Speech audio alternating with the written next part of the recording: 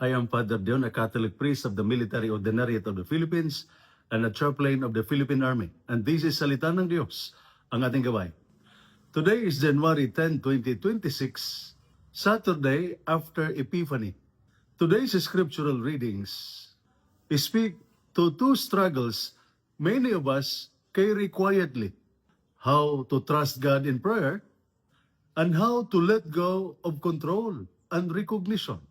In the first reading, taken from the first letter of John, chapter 5, verses 14 to 21, St. John says, "If we ask anything according to His will, He hears us." St. John gives us a reassurance that is both simple and comforting. God listens. That prayer is not about saying the perfect words or having everything figured out.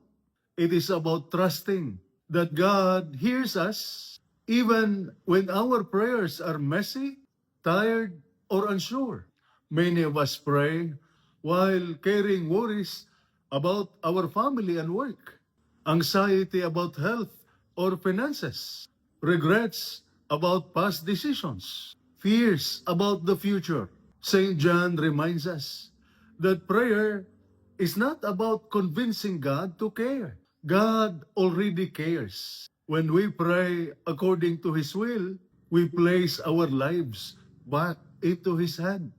And that brings peace to the mind and steadiness to the heart. In the Gospel reading taken from the Gospel of John, chapter 3, verses 22 to 30, John the Baptist says, "He must increase, I must decrease." That St. John the Baptist shows us true humility. His followers worry that people are going to Jesus instead of him. John is not threatened. He is at peace. This is a powerful lesson for daily life. Many of our stresses, wanting recognition, comparing ourselves to others, feeling overlooked or unappreciated, trying to control outcomes we cannot control. St. John teaches us that peace comes when we know our place and our purpose. We are not here to compete. We are here to be faithful. When we let God take the lead, the pressure to prove ourselves slowly fades. The gospel also teaches us that letting go brings freedom. John the Baptist's joy comes from letting go, letting God's plan unfold, even when it means stepping back. This kind of surrender is not weakness. It is spiritual maturity. For mental and emotional health, matters deeply. Letting God increase, free us from constant pressure. Letting ourselves decrease, frees us from comparison and pride. Trusting God brings calm where anxiety once ruled. Today, God invites us to trust Him more and control less.